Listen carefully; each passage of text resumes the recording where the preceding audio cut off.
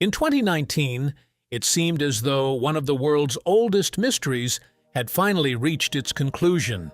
For decades, scientists, explorers, divers, sonar operators, and curious visitors had searched the dark waters of Loch Ness for evidence of the creature that had become known simply as Nessie. Expeditions had come and gone, theories had risen and fallen, and countless eyewitness accounts had fueled the legend.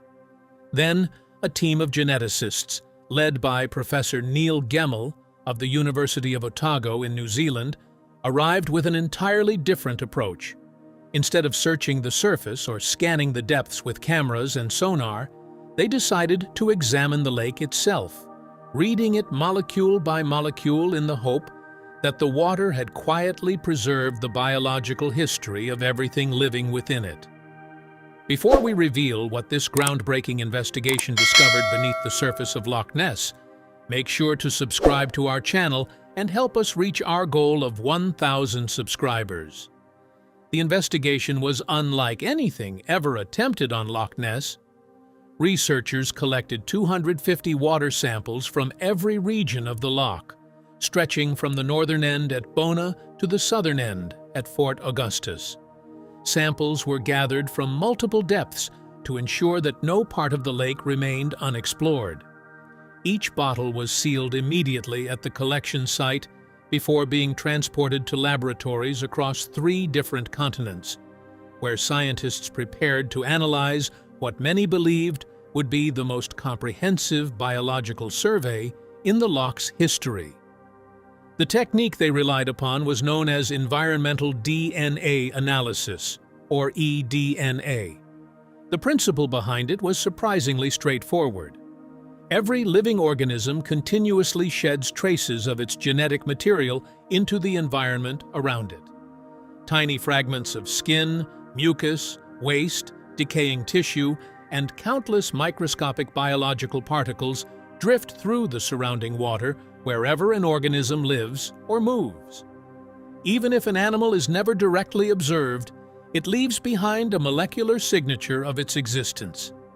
If something large had been swimming through Loch Ness, the researchers believed its DNA should still be detectable among the billions of microscopic fragments suspended throughout the water. When the laboratory work was complete, the scale of the project became astonishing. Approximately 500 million individual DNA sequences had been extracted from those 250 water samples. Each sequence was compared against extensive international genetic reference databases containing the DNA of every known species that had previously been sequenced. In total, around 3,000 different species were identified within the loch. The results quickly generated headlines around the world, and nearly every newspaper summarized the findings in exactly the same way. There was no evidence of plesiosaur DNA. No reptile DNA of any kind appeared in the samples. There was no sign of sharks, no evidence of giant catfish, and no trace of sturgeon, the enormous freshwater fish that many biologists had long considered the most realistic explanation for reports of a giant creature in the lake. With a single scientific study, nearly every traditional biological explanation for the Loch Ness Monster appeared to disappear. For almost a century, scientists had debated whether eyewitnesses might have mistaken an unusually large fish or some surviving prehistoric reptile for an unknown animal. The genetic evidence seemed to remove all of those possibilities at once. That conclusion dominated newspaper headlines, television reports, and online discussions across the globe, convincing many people that the mystery had finally been solved. Yet buried within those same 500 million DNA sequences was another story, one that received remarkably little attention. While the media focused almost entirely on what had been eliminated, another set of observations quietly remained in the background. They were neither celebrated nor widely discussed, simply acknowledged and then largely forgotten. The study had done more than rule out familiar candidates. It had also left behind questions that were never fully explored. To understand why those unanswered questions still matter, it is necessary to begin not with the legend, but with the lake itself. Loch Ness is unlike an ordinary lake. It occupies part of the Great Glen Fault, a massive geological fracture running diagonally across the Scottish Highlands from the southwest coast to the northeast. During the last ice age, glaciers carved an immense trench along this fault line, and when the ice retreated, that trench filled with water to form the loch seen today. The scale of the lake is difficult to appreciate without numbers.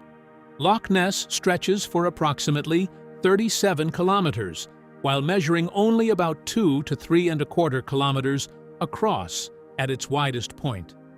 Beneath its calm surface lies extraordinary depth.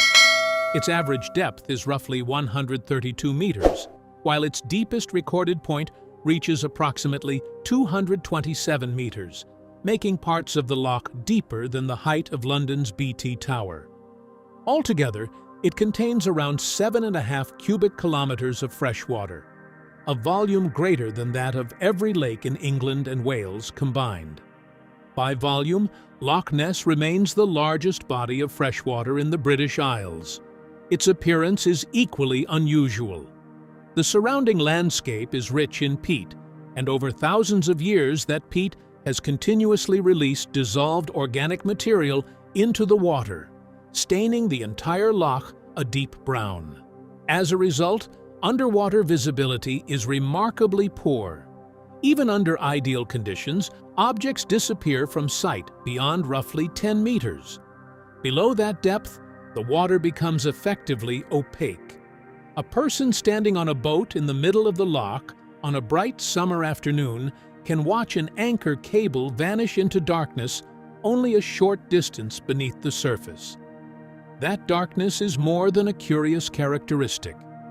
It forms the foundation of every mystery associated with Loch Ness. Anything moving through the deeper water is hidden almost immediately. The loch does not need to conceal a legendary creature specifically. It conceals everything beneath approximately 10 meters, simply because of the way the lake exists. Whatever travels through its depths remains invisible by default. The earliest story often connected to the legend dates back to the year 565 AD. In the late 7th century, Adomnan of Iona wrote a biography of Saint Columba that included an account of the saint encountering a dangerous water beast. The event, however, did not take place in Loch Ness itself, but in the River Ness, the river flowing out of the loch.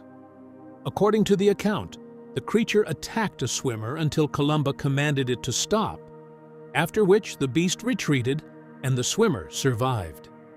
Viewed historically, the account deserves careful interpretation. Adomnan's work was a hagiography, a biography intended to demonstrate the holiness and miraculous powers of Saint Columba. Written more than a century after the saint's death, it contains numerous miracle stories typical of medieval religious literature. While fascinating as part of the legend, it cannot be treated as direct historical evidence of an unknown animal inhabiting the loch. Even more striking is what followed. Between the 7th century and the beginning of the modern era, there are virtually no significant documented sightings connected to Loch Ness. More than 13 centuries pass in relative silence. The medieval story remains isolated, separated from the modern legend by an enormous historical gap. Everything changed in 1933. A newly completed road along the northern shoreline suddenly made the loch far more accessible than it had ever been before. Visitors began arriving in increasing numbers, and with more people came more opportunities to notice unusual things on the water. That same year, a local hotel manager named Aldi Mackay reported seeing what she described as a large creature moving through the loch. Her account was recorded by Alex Campbell, the local water bailiff and part-time correspondent for the Inverness Courier. In his newspaper article, Campbell used a single word that would permanently reshape the story. He described the mysterious animal as a monster. Only 2 months later, in July 1933, the mystery grew even larger. A London businessman named George Spicer and his wife claimed they had witnessed an enormous creature crossing the road directly in front of their car. Unlike earlier stories confined to local conversations, this report spread rapidly through newspapers across Britain. Within weeks, what had begun as a series of isolated observations beside a remote Scottish lake had become an international phenomenon, and the legend of the Loch Ness Monster had truly begun. By the end of 1933, the Loch Ness Monster had transformed from a handful of local reports into a national obsession. Newspapers across Britain carried story after story, and the mysterious creature became a permanent fixture of the British press. Public fascination grew almost overnight, but what followed would cast a shadow over every serious investigation that came afterward. It was the episode that would do more than anything else to undermine the credibility of the entire search for the monster, creating a legacy of skepticism that still follows the subject today. In December of that same year, the Daily Mail decided to take the mystery into its own hands. The newspaper hired a well-known big-game hunter named Marmaduke Wetherall to lead an expedition in search of the creature. Expectations were high, and it seemed as though an experienced tracker might finally uncover physical evidence where countless witnesses had produced only stories. Within only a few days, Wetherall announced that he had discovered fresh tracks along the shoreline. According to him, they were enormous four-toed footprints left by an unidentified animal that had recently emerged from the loch.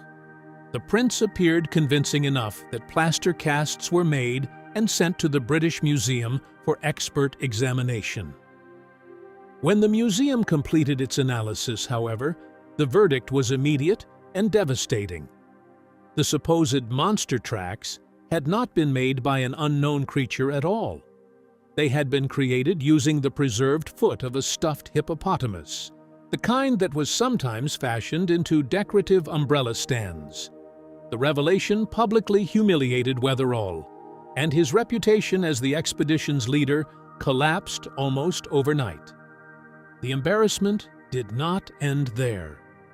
Only a few months later, in April 1934, the Daily Mail published what would become the single most famous image ever associated with the Loch Ness Monster. The newspaper claimed the photograph had been taken by a respected London gynecologist named Robert Kenneth Wilson. It showed what appeared to be a long, graceful neck rising above the dark waters of the loch, and it immediately became known as the surgeon's photograph. For the next 60 years, that single image was reproduced in books, documentaries, newspapers, magazines, and television programs around the world. It became the defining visual representation of Nessie, and, for many people, the strongest evidence that the creature truly existed. Yet the photograph itself was ultimately no more genuine than the footprints that had preceded it. The truth emerged decades later. In 1993, Christian Sperling, Marmaduke Wetherall's stepson, made a confession on his deathbed that was published the following year. According to his account, the famous photograph had been carefully staged as an act of revenge against the Daily Mail for Wetherall's earlier humiliation. A small toy submarine had been fitted with a sculpted serpent-like head, creating the illusion of a mysterious creature rising from the water. Robert Kenneth Wilson had been persuaded to present the photograph so that it would appear to come from a respectable and independent source. The deception succeeded beyond anyone's expectations, surviving for 6 decades before finally being exposed. Few hoaxes in scientific history have endured for so long or influenced public opinion so profoundly. This became the central credibility problem surrounding Loch Ness. The monster had received its name in 1933. The most iconic photograph ever taken of it turned out to be fraudulent. The first major investigator had been publicly discredited. On the surface, it appeared that the case should have ended there. Yet the investigation refused to disappear because, alongside the frauds and exaggerations, there remained other observations that were far more difficult to dismiss. These reports did not fit comfortably into the growing narrative that everything connected to Loch Ness had simply been fabricated. One of the most significant incidents occurred in April 1960, when an aeronautical engineer named Tim Dinsdale was filming the loch. During his visit, he captured 16mm footage of an object moving steadily across the surface of the water. Dinsdale was not known for promoting hoaxes or sensational claims. He possessed solid professional credentials, and his film immediately attracted serious attention. 5 years later, in 1965, the footage was examined by the Joint Air Reconnaissance Intelligence Center, commonly known as JARIC, the branch of the British Royal Air Force responsible for interpreting aerial reconnaissance photography. After analyzing the film, JARIC concluded that the object appeared to be an animate one. It was probably not a wave, not a conventional boat, and not a recognized optical illusion. Their assessment suggested that the footage most likely showed a living object of considerable size moving through the water, although exactly what that object was remained unknown. Interest in the mystery continued throughout the following decade. Between 1962 and 1972, the Loch Ness Investigation Bureau organized one of the longest and most systematic observation programs ever conducted at the loch. Observation posts were established along the shoreline, where volunteers maintained coordinated watches over extended periods. Numerous sightings were recorded during those years, demonstrating that unusual observations continued to occur with surprising regularity. Despite the dedication of the project, however, the Bureau ultimately failed to obtain conclusive identification of whatever witnesses believed they had seen before the organization eventually disbanded. The search then moved beneath the surface. During the 1970s, American patent attorney and inventor Robert Rines led 2 underwater photographic expeditions through the Academy of Applied Sciences in Massachusetts. The expeditions of 1972 and 1975 produced 2 underwater images that briefly captivated the public. One became known as the flipper photograph, while the other was referred to as the gargoyle head photograph. At first glance, both appeared to offer tantalizing glimpses of an unknown animal hidden beneath the loch. Yet careful historical examination later revealed that both images had undergone extensive retouching before publication. The original unprocessed photographs contained far less visible detail than the published versions suggested. Like the famous surgeon's photograph before them, the Rines images gradually moved into the growing collection of evidence that appeared impressive at first, but proved considerably less convincing upon closer inspection. Then, in 1987, the investigation entered an entirely different era. Known as Operation Deep Scan, it represented the first truly large-scale instrumental examination of Loch Ness.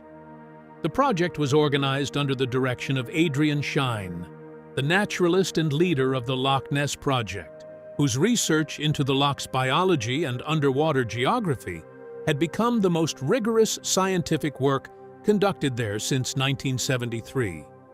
Rather than relying on eyewitness accounts or isolated photographs, Deep Scan employed modern technology on a scale never before attempted. The operation assembled 24 boats, each equipped with sonar equipment, and arranged them side by side across the entire width of the loch. Maintaining their formation, the vessels slowly traveled along its full length while continuously scanning the water column beneath them.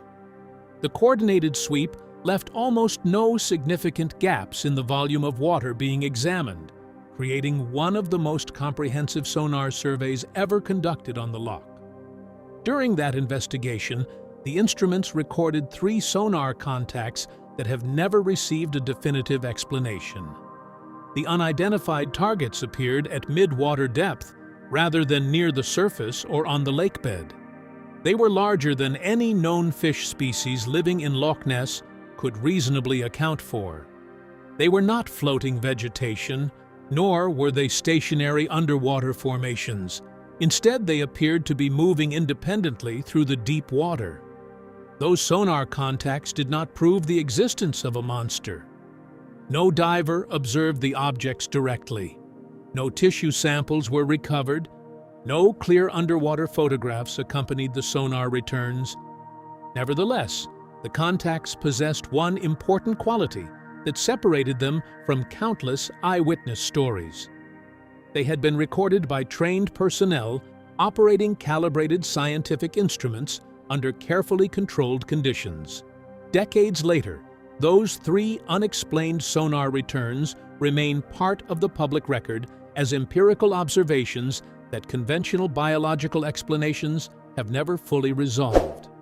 Ironically, the scientist most closely associated with those observations has never been an enthusiastic supporter of the monster legend. Adrian Shine has devoted much of his career to understanding Loch Ness itself, rather than defending extraordinary claims. His research into the loch's geology, hydrology, underwater topography, and fish populations has produced the most detailed scientific description of the system available today. Throughout those years, he has worked not to strengthen belief in Nessie, but to identify ordinary explanations wherever the evidence allows.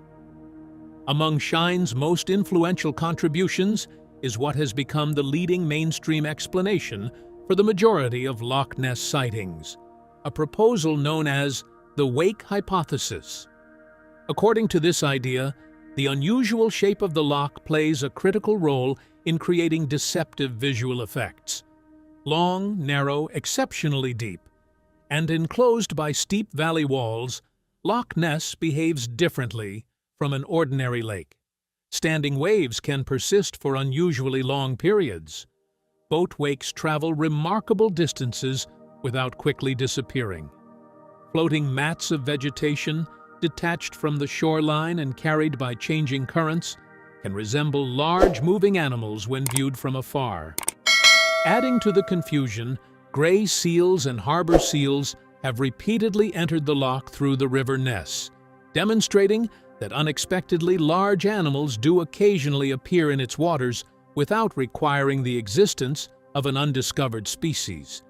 Taken together, these natural phenomena create visual events that can easily deceive even careful observers. Standing waves lingering across the surface, boat wakes traveling unusually long distances, floating mats of vegetation drifting through the water, and the occasional appearance of gray or harbor seals combine to produce sights that someone unfamiliar with the unusual hydrodynamics of Loch Ness could reasonably interpret as a large, unidentified creature. For this reason, Adrian Shine's wake hypothesis has become the dominant scientific explanation for the vast majority of documented Loch Ness sightings.